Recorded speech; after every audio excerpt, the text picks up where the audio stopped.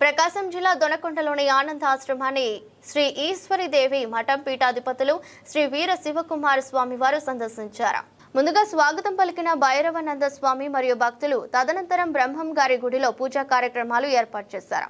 ఈ సందర్భంగా శివకుమార స్వామి మాట్లాడుతూ బ్రహ్మం గారి మఠం ప్రక్కనే జగజ్జనని శ్రీ ఈశ్వరీదేవి మఠం 275 సంవత్సరాల క్రితం నిర్మితమైందని, ఇప్పుడు శిథిలావస్థ చేరుతుందని, ఇప్పుడు ఈశ్వరీదేవి మఠం పునరుద్ధరణ చేయాలని, మఠం పునర్నిర్మాణంలో భగవద్ భక్తులందరూ కూడా బృహత్తర మందిర నిర్మాణ కార్యక్రమానికి విరాళం సమర్పించి అమ్మవారి ఆశీస్సులు పొందగలరని కోరారు. ఈ కార్యక్రమంలో ఆశ్రమాధిపతులు శ్రీ భైరవానంద స్వామి, ప్రకాశం జిల్లా విశ్వ బ్రాహ్మణ జిల్లా ఉపాధ్యక్షులు కుందుర్తి ఆంజనేయాచారి అధిక సంఖ్యలో భక్తులు పాల్గొన్నారు. ఓం శ్రీ ఈశ్వరీదేవి నమః.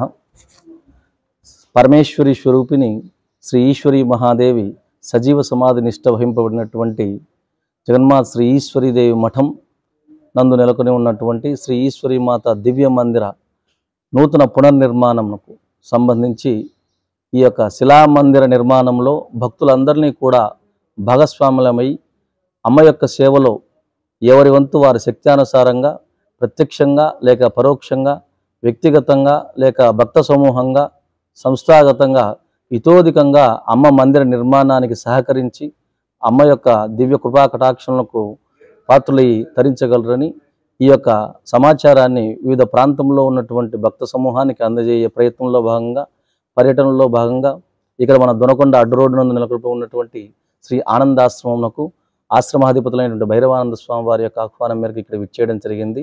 భగవద్భక్తులు అందరూ కూడా ఈ యొక్క సమాచారాన్ని తెలుసుకోవడం శుభదాయకము, హర్షణీయము.